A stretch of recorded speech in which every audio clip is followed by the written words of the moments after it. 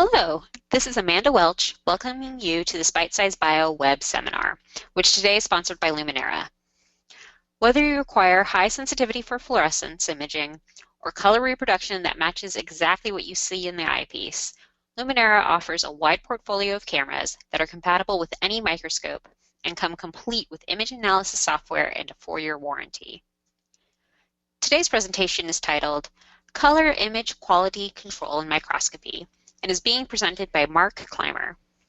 Mark is a veteran of the microscopy industry, establishing his fundamental skills in biotech and the drug discovery labs at Sanofi, and honing those skills as a product manager at Olympus, managing the core microscope product line in the Americas. Along the way, Mark attended microscopy-based courses at the Marine Biological Laboratory in Woods Hole, Massachusetts, and now shares his expertise with students during the immunohistochemistry and microscopy course held each March at the MBL. Mark offers consulting services to microscopy and biomedicine-based companies. He is also an independent microscopy and spectrophotometry sales specialist for Laxco Inc. He's the author of numerous articles and blogs in microscopy and color management. You may have seen some of his posts to the microscopy and imaging-based groups on LinkedIn. Mark invites you to look him up on LinkedIn after the webinar. During the webinar, there will be three different polls that will ask you for your feedback. These polls will be announced by Mark. The poll will pop up on your screen, and you can just click on your answer. Now, as always, we will have a question and answer session after the presentation. So please type any of your questions that you have into the questions box, which appears on the right-hand side of your screen, and I'll put them to Mark at the end. And the recording of the webinar will be available at bit.ly/colorimagewebinar, all one word, lowercase. So now, over to you, Mark, for the presentation. All right, thank you, Amanda, for that great introduction, also for inviting me to speak today. It is definitely a pleasure to be here. And thanks everybody out there in the audience for joining the webinar and to listen to me drone on for hours and hours about color imaging. Actually, that's not true. I'm going to try to keep this short and sweet. So the first thing I want to do is go over the major topics that we're going to be covering today. And we'll start the webinar with a brief review of some color camera technologies, and then we'll follow that with how to use the technology that we do have. I do have a special surprise for you. I'll be introducing a villain, a bad guy that really conspires against our attempts to get great quality color images. Finally, we'll review what you've learned and then get on to the questions at the end. So what's the biggest dilemma in color imaging? Is it speed of acquisition? No. I think many of the specimens that we are imaging are dead, so they're not really moving much. But more so because camera technology has advanced and evolved that we can capture still images and even videos at very fast frame rates. So it's not the speed. I believe the biggest issue with color imaging is getting consistent, reproducible color and image quality from our equipment, whether it's the equipment itself or how we use that equipment. So shown here is the imaging equipment that I'll be using later. It consists of a basic upright microscope. I've got a halogen light source on here, and I also have a daylight balancing filter. Up on top is the new Luminera Infinity 3-3UR color CMOS camera. This camera uses one of the Sony's newest sensors, and the color performance is greatly improved over previous generations. So I'll be using this in a demonstration in a few minutes.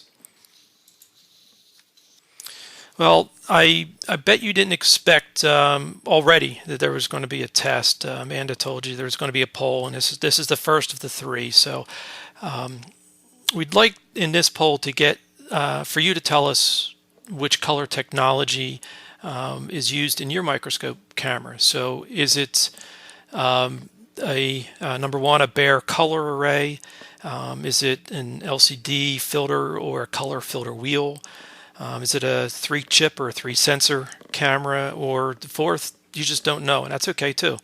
If you have multiple cameras, enter your choice for just any one of the cameras, hopefully the one you use most often. So vote now using those polling options, and we'll see what the results are.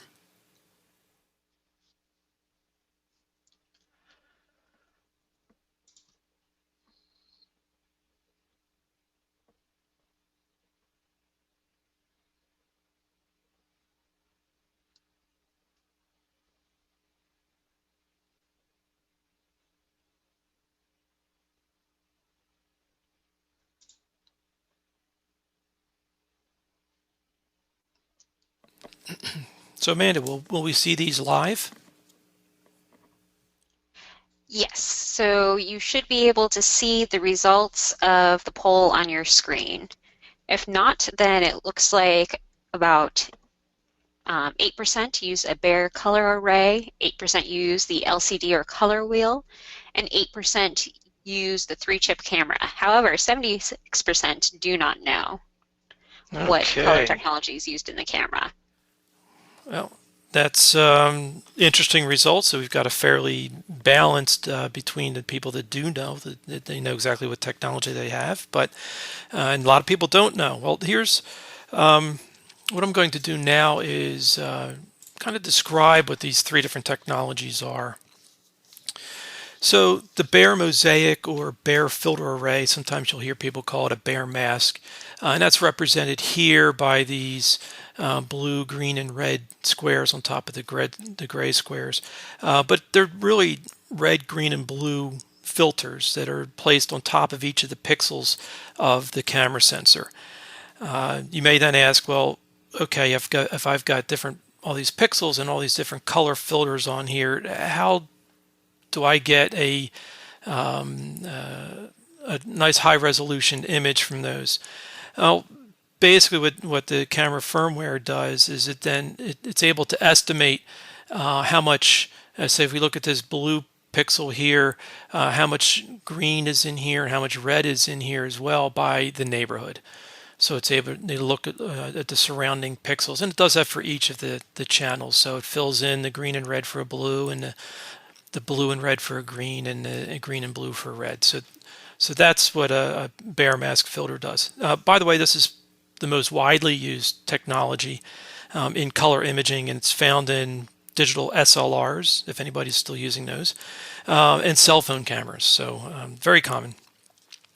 The 3-chip or 3-sensor camera is represented here, and it uses a prism.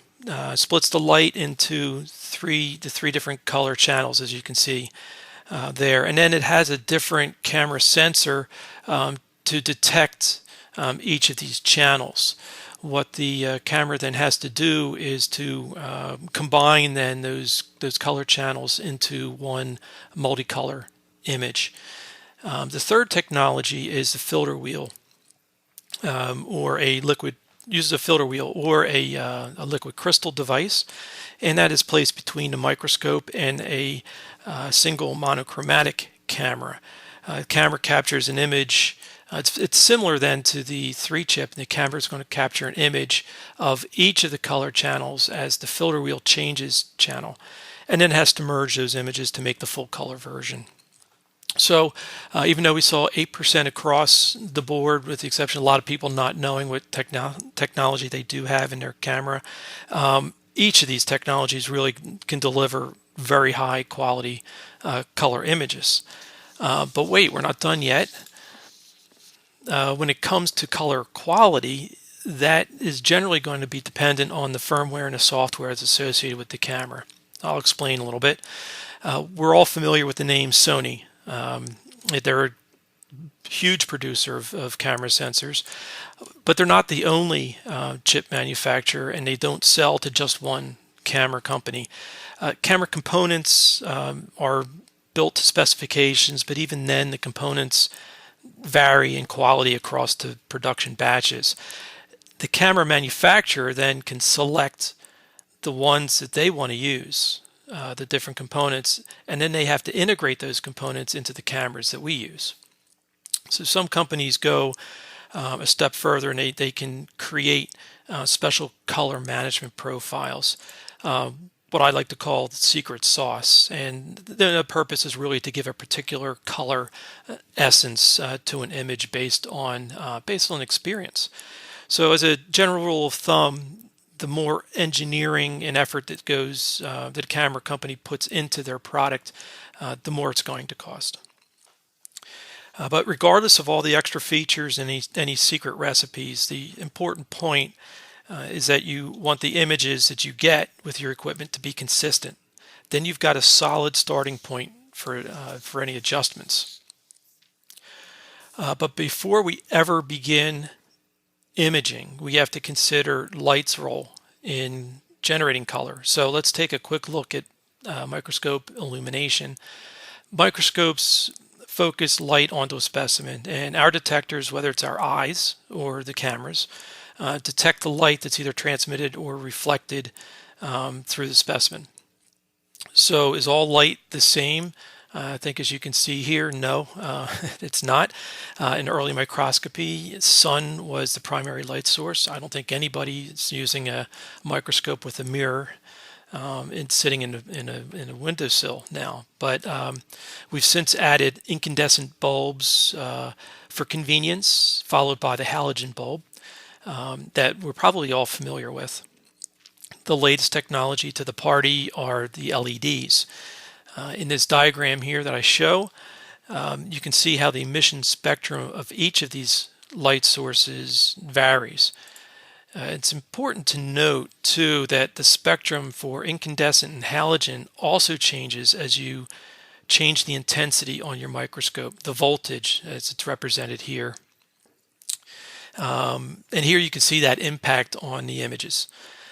So to avoid this variation, use the exposure adjustment that's in your camera software to adjust the brightness of the image rather than changing the light intensity or the voltage on your microscope.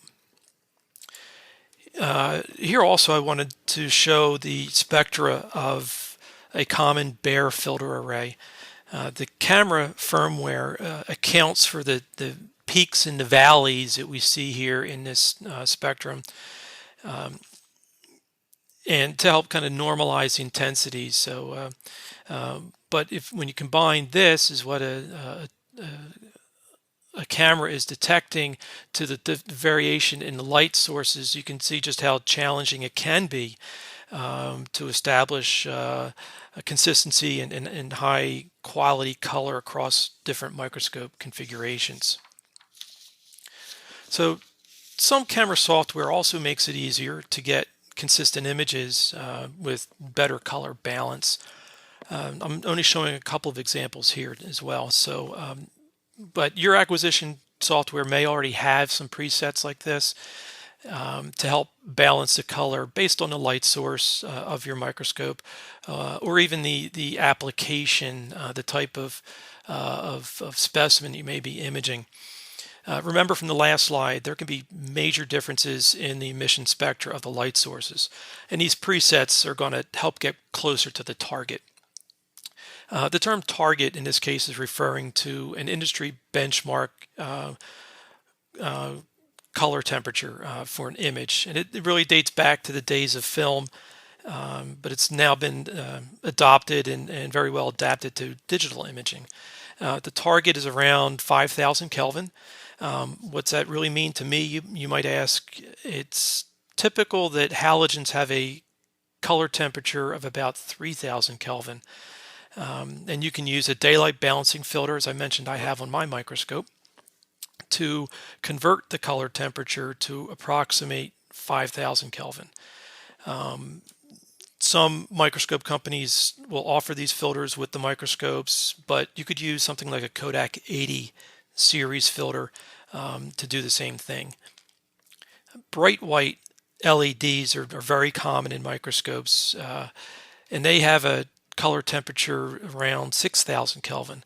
And likewise, you can reduce that color temperature to approach 5,000 Kelvin using a Kodak 81 series filter. What I also want to mention is that when you see daylight in the camera software, let's say up here in this, That's really referring to a where the color temperature has been balanced using a color balancing filter on a microscope. So, all right, it's now time for our second poll of the day. You've all heard of white balance, but why do we use it? Is it to ensure that you've got the correct and accurate color in your image? Two, is it to remove a color cast from your image? Three, is it to give you that nice white background in your image? Four, is it both one and three? Or five, is it none of the above? So vote now using that poll option in your webinar controls.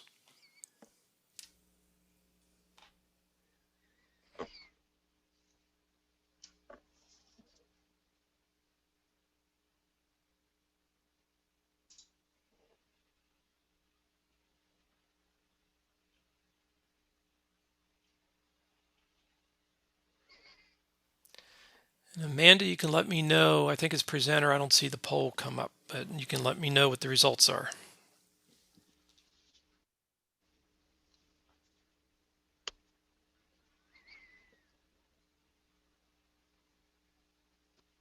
Okay, so the poll results are for 1, ensures correct color in your image is 26%, removes color cast from your image is 5%, 3, which is makes image background open or white space, for choice 4, which is both 1 and 3, is 60%, and none of the above is 0, so nobody chose that one.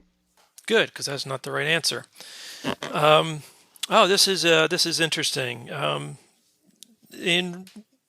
Truthfully, the best answer is actually number 2. It's to remove a color cast from your image. So this is great, and I'll explain a little bit more about that. But this is a really good response. Thanks everybody for saying that.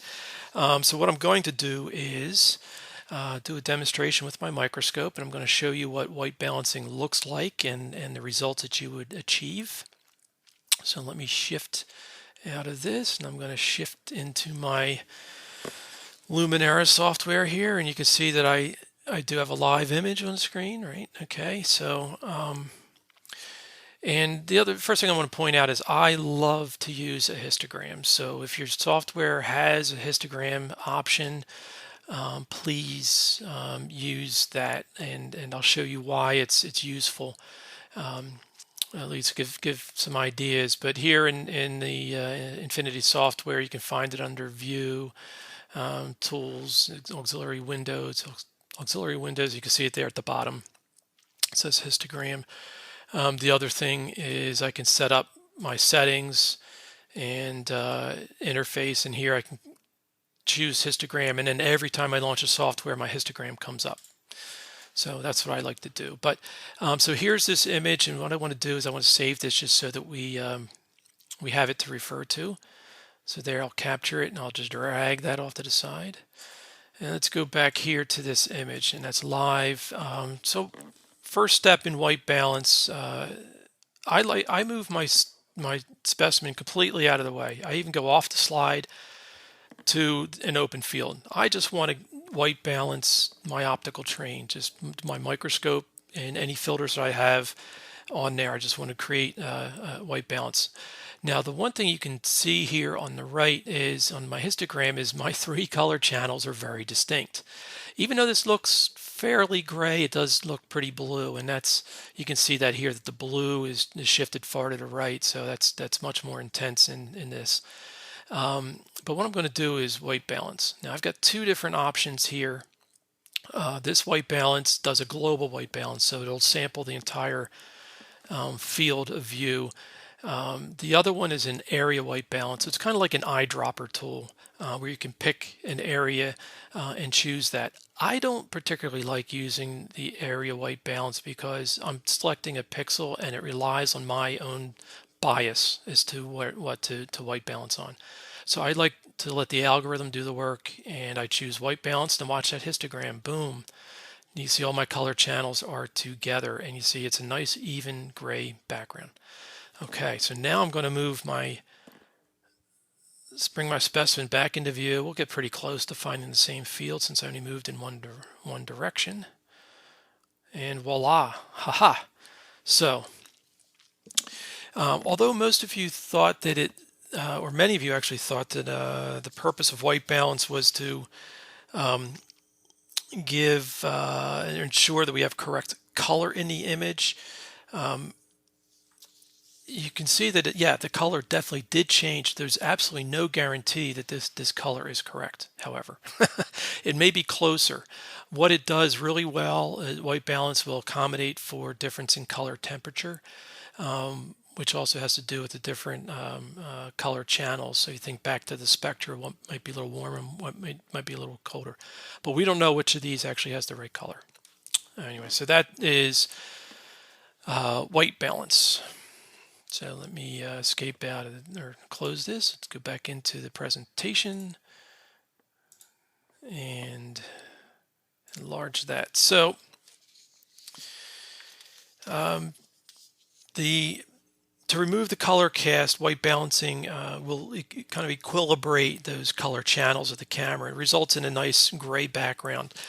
I'm going to say gray should be the target instead of white. And your question would be why?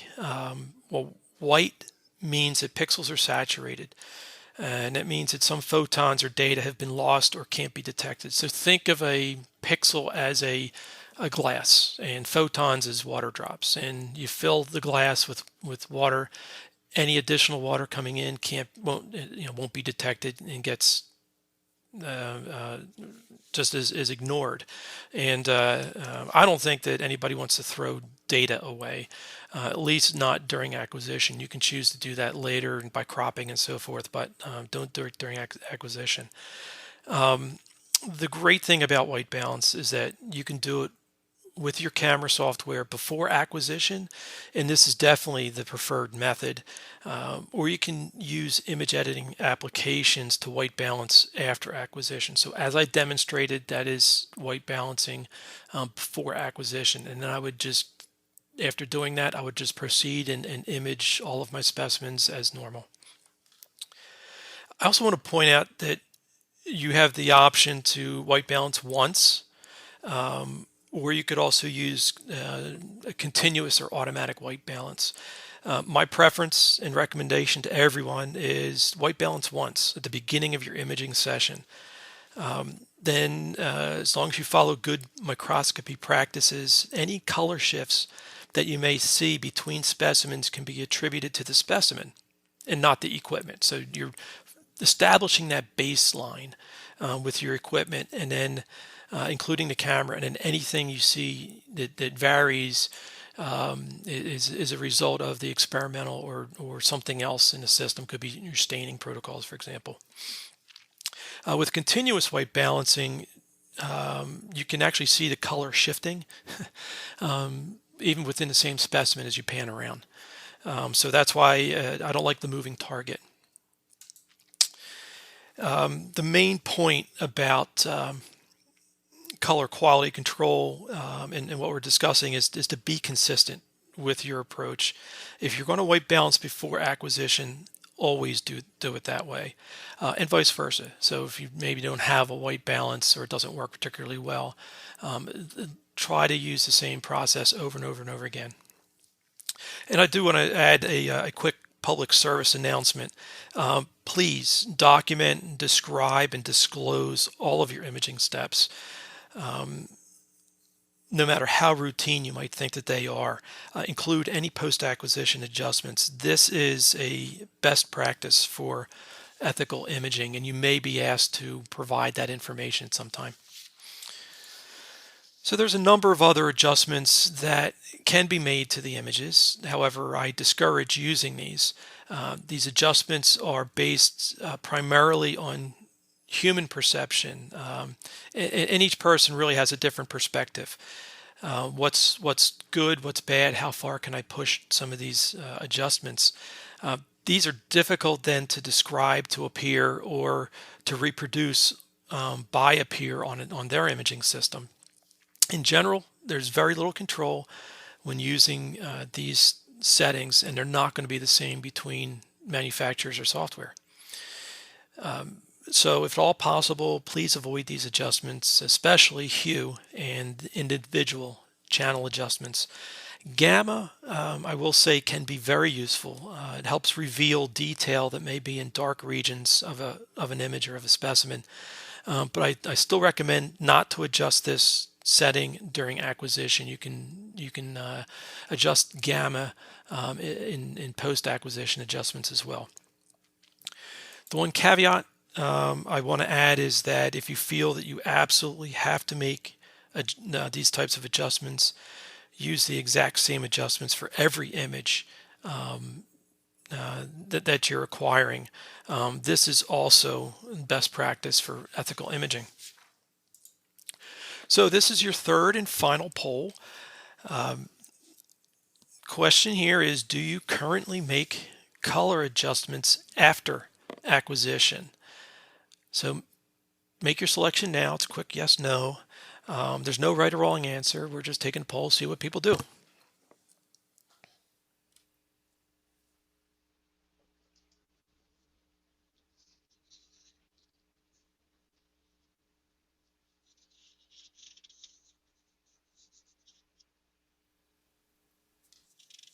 I wish I had music to play in the background to help people think clearly. I'm not going to sing, that's for sure.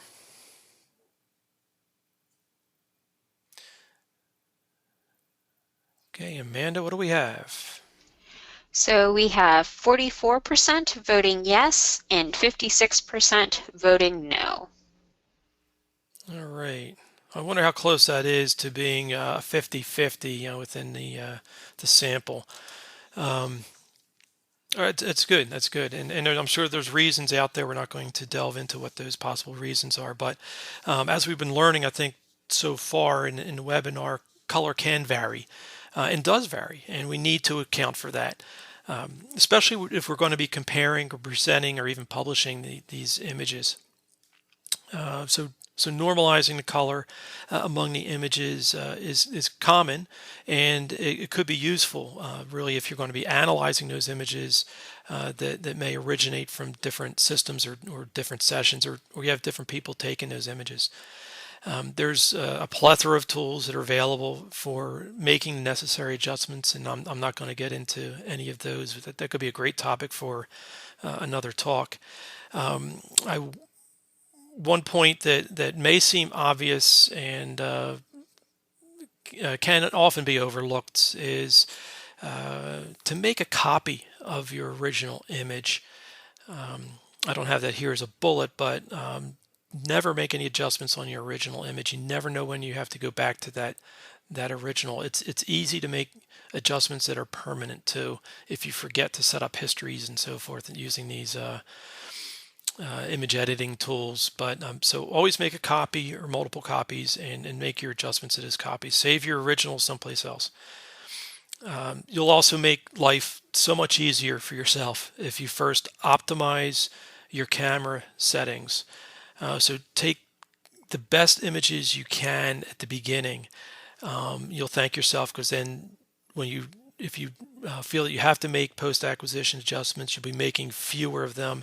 They won't be as severe, and you'll be they'll be much more consistent over time. So, as I've already said twice already, just be consistent with your adjustments, document, and disclose those. So if you're submitting those images along with the manuscript, please describe what you've done, and the reviewers may still come back and ask for additional explanation, but at least you have the information to provide them.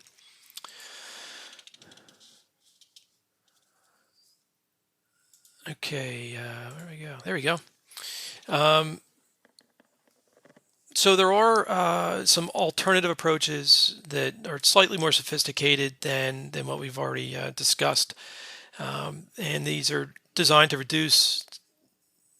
Or these approaches do reduce the subjectivity in the adjustments, although the first two listed here do involve some level of human bias, in which you have to choose a reference image. In Histogram, matching, for example, the histogram of a target image, so one that you want to change is adjusted to match the histogram of a reference image. Color deconvolution rather breaks down the image into the red, green, and blue color components of the stains that are used for the specimen, and then it'll remap those colors based on the reference image. And it kind of reassigns then the colors. Color deconvolution is often used in color-based segmentation for automated image analysis, like what's being explored for digital pathology. Color calibration is slightly different. It uses a predetermined standard or reference. Ideally, it'd be one that can be used across specimen types and stains, and the idea with calibration is that it eliminates a human bias from the process. There's only one that I know of that was commercialized. Others use something similar for internal purposes, but this was Chromical from Datacolor. It's now been discontinued. So this is the standard slide. It's got colors on here that have been measured on the slide itself, and then an image of that is measured using the software, and then the software combines the measurement from the image to the known values, and then it applies a corrected color profile to specimen images. This is all done post-acquisition. I think ideally calibration should occur prior to acquisition, where you calibrate a system. But anyway, now the moment you've all been waiting for, or perhaps not. But what is this villain that I alluded to at the beginning? Well, the villain is actually your monitor. I think it seems obvious when you sit back and think about it. We've got a huge reliance on computer monitors, not just for evaluating our images, but these monitors are our view into the camera to set up the acquisition parameters. And if anyone else looks at your images on another monitor or a display, I'm sure they're probably not seeing exactly the same thing. The image file itself is exactly the same, but it isn't displayed or rendered the same on a different monitor. I've shared a story. I remember visiting a customer recently at the University of Pennsylvania, and there was an ongoing argument in that lab about which computer monitor to use to review images. So the image color was greatly varied between different monitors. In the end, they just decided to all huddle around the same computer at their imaging station. They figured, if not for any other reason, that's where the image was acquired, so it must be right on that computer. Is that good? I don't know. But new monitors may look really good, but they don't necessarily start off the same. And they all degrade over time, even the newest OLED technologies. Only a very few monitors are actually calibrated or have built-in calibration, but these are going to come with a much higher price tag. Good news is you can calibrate your own monitor, and you can do it by yourself. There's calibration feature in your computer's operating system, and it allows you to adjust the display to deliver an optimal balance of contrast. They still discourage the adjustment of the hue or the actual color channels, but it can be done using system-based calibration.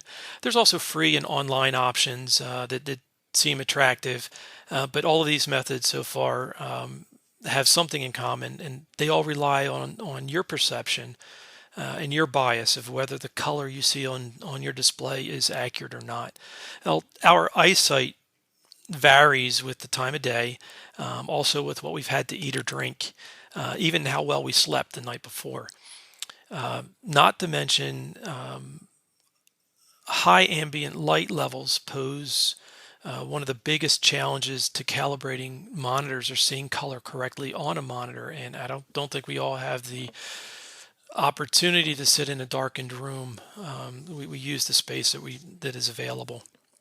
My favorite solution is to use commercially available products. You can get them fairly cheaply, between $100 and $250, really depending on the features that are included with it. But they're combinations of a hardware device. It's called a colorimeter. It physically measures the color that's being displayed by your monitor, and then they also have software. So software displays color on the monitor, and the colorimeter measures those, and then it communicates with the software, and then the software knows what to do and what the right adjustments to make to the monitor. The best part about these solutions is they eliminate human bias. So it's really no wonder why serious photographers will calibrate their monitors. They're all familiar with these tools, and they also will calibrate their printers. But there's also a very high correlation between accuracy of color that you see in something that's been printed and what you see on your display on your monitor. So if you are using your images to publish or to present, or to make a poster, what you're going to see in the printed version is going to look very similar to what you see on a calibrated monitor. So here's another example of customers' monitors. They're all connected to the same PC. These two monitors on the right, incidentally, happen to be the same brand, and they were from the same production batch. They're actually sequential in serial number. But this customer had to compare images all day.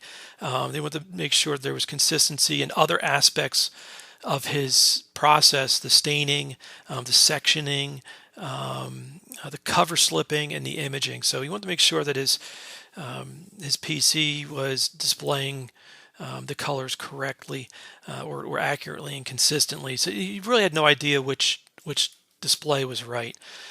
He calibrated using one of these colorimeter devices, and now his images all match across the monitors. I think that's pretty impressive. So down to the wrap up. So to review, variability in our color imaging is inevitable. We have to accept that, and then we can deal with it. Let's begin by minimizing the variability by establishing a solid foundation with your imaging process, and that should begin with good microscopy practices. Whenever possible, use pre-acquisition settings to control the image and the color quality before you ever capture an image, and then use the same settings across all of your images. Making adjustments after acquisition is much more subjective, and it's difficult to repeat exactly on subsequent images. If you really need then to adjust your images after acquisition, be sure to make those adjustments on a copy of the original image. Finally, beware of your computer monitor. Monitors don't always tell you the truth. Where monitor calibration is kind of like truth serum, only with calibration can you really trust what they show you.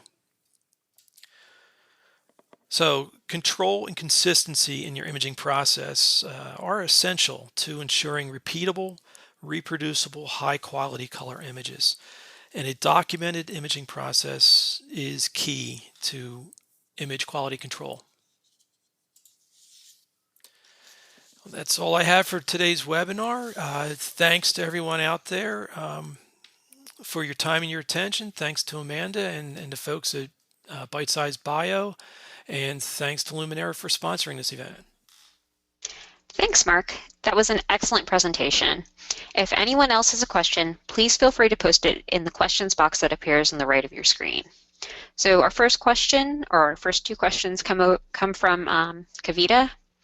And the first one is, how does the amount of voltage apply change over the lamp life? And the follow-up question to that is, will this affect the color of the image? Oh, great question. Yeah, we don't think about lamp life.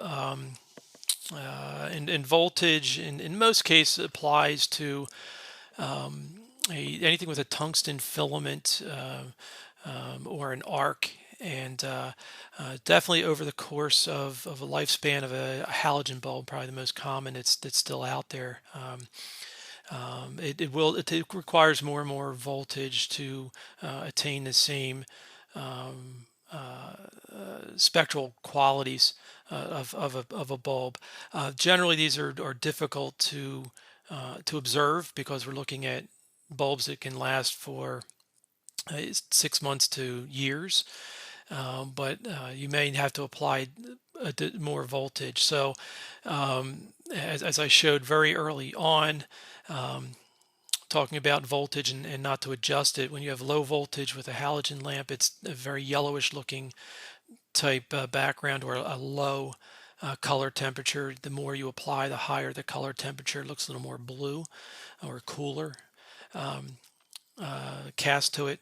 So it may be almost indistinguishable in a near term, but over time, if you want to compare images that may date compared to images that may date back further, that can be an issue. LEDs are professed to not fluctuate. They've got very long lifespans, and they're supposed to not fluctuate with voltage, with intensity. But I still say, rather than trying to determine whether or not your system has any variability, it's best to use the camera to do your white balancing, and then also adjust the intensity of the image using exposure adjustment. Okay, and our next question is from Naveen, and seems like a technical question to me, but how much of acquisition percentage to illuminated light is acceptable? I'm not really clear. Acquisition to illuminated light. Is it? It may be related more to the capability. So they followed up with, they use values of 5 to 10 for DAPI fluorescence, while protein of interest is at 200. I don't know if that helps. But that's we're getting into fluorescence there, and so I'm going to that I think it could be addressed offline, but really not for this webinar. Okay, Naveen, if you want to, you can send me your email address, and then I can pass it on to Mark. And then we have a question from, I'm going to mispronounce your name, I'm sorry, Joa. And they say, congratulations to Mark. And they're very glad that they attended the presentation. So they want to ask about row data. And so they work with fluorescence that with fluorescence and with plant tissue that also has autofluorescence. So would you have to look at fluorescent work under the same settings? Like, would you have to conduct all those things at the same settings? This is more, I think, just a question related to general imaging practices. And I think there's several ways to answer that when you get into fluorescence and autofluorescence. And I would, again, it's more related to fluorescence, but with any imaging, I try to establish a background and then take everything with the same settings. In the case of fluorescence, never start with a negative control, start with something positive that has a high signal. And then you'd be sure then to capture the full dynamic range. Otherwise, I've seen people use a negative control and they have no idea when they actually get signal. And if you want to lock then your exposure time to give you some qualitative type results, you don't know really where your baseline is. And you wind up going back and having to re-image. So not sure if that answers the question, but I would use the same settings across the board, starting with some controls on your imaging system, established with those controls, even a plain fluorescent slide, plain color, homogeneous, and then move from there. That makes sense. So to kind of follow up on that, you talked about following good microscopy practices just in this last question and then during your talk. Could you kind of expand upon those? Yeah. I think that I say good microscopy practices because I don't know that they've been taught to many people. And it's something that we definitely do up at the MBL and all those courses. But you start with performing color alignment, and the purpose of color alignment is to ensure that you've got aligned light through your optical train. Your optical train is perfectly centered, and you've got even illumination across the specimen. And you need to do that actually whenever you change objectives.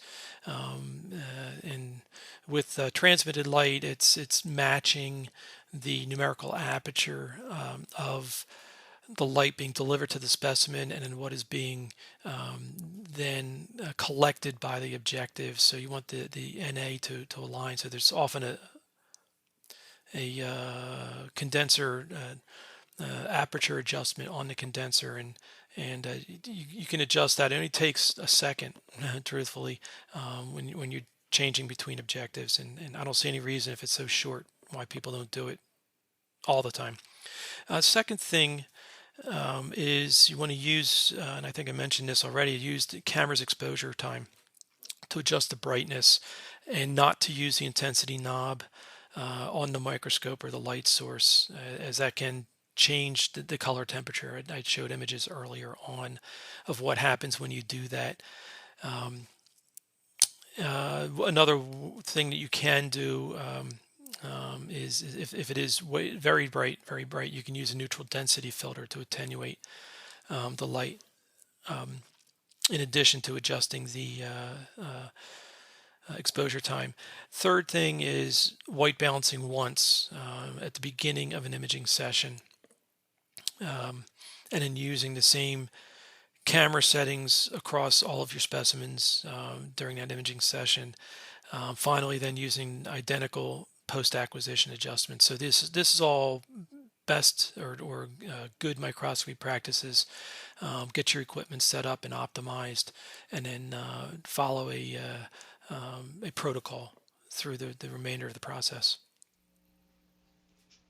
Okay, and then so to kind of follow up on you were talking about with white balancing, how can you tell if it's working? That's a good question. There's a couple of factors that could contribute to whether you don't know if your white balance is working. So I think that probably the best way to address that first is to first trust that it is working. So if you have a histogram, make sure that's showing. Move the slide out of the light path and take a look at the background, and your histogram. And if the channels are not overlaid, then do your white balance and see if it does affect that that histogram and overlay. And if it does, then you know that it's working. You could also, just to test, you could put a piece of colored filter, colored plastic or something over top of your light, and try that white balance and see if that moves, and then you know whether or not an algorithm is actually functioning, and the camera is sensing it.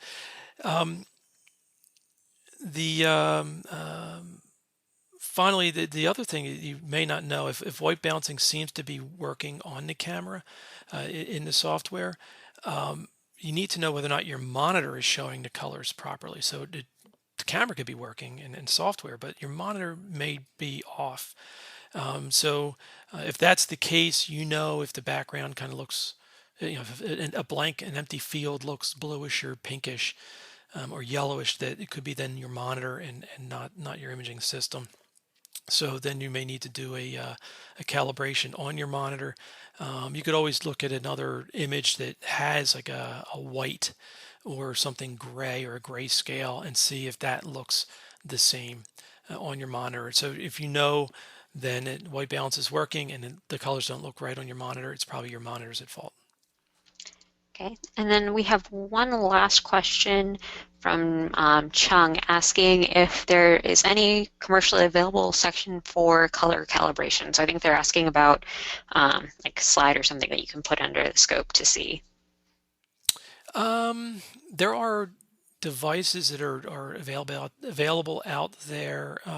Most people make them, and you can find references, citations for these, and what many people will do, and it really came up in the world of digital pathology for whole slide scanning and some of these automated analyses, and people will take plastic film, colored plastic film. I think Roscolux filters are ones that people will use, and they kind of create their own little calibration slide, and you can find references to these that then will use some color management approaches. You can measure these if you've got them large enough. You can actually scan them with a spectrophotometer, and then you can use color management methodologies to calibrate the images. And that's probably the cheapest approach. Those filters are relatively inexpensive, and you can cement them onto microscope slides and with cover glasses. I don't know of anything that is commercialized at this point. The one that I showed is not available at this time, but a quick search of PubMed should find you some examples that you can follow in the lab.